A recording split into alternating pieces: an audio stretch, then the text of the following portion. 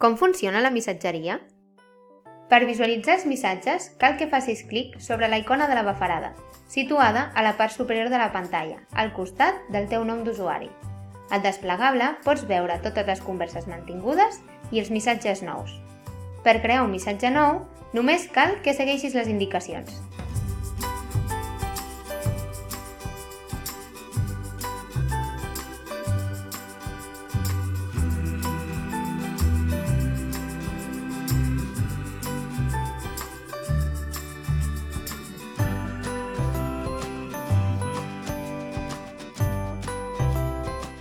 A diferència del fòrum de notícies o altres fòrums de subscripció obligatòria, els missatges que enviem als participants d'un curs a través de la missatgeria, per defecte, sempre s'envien a la bústia de correu electrònic dels destinataris.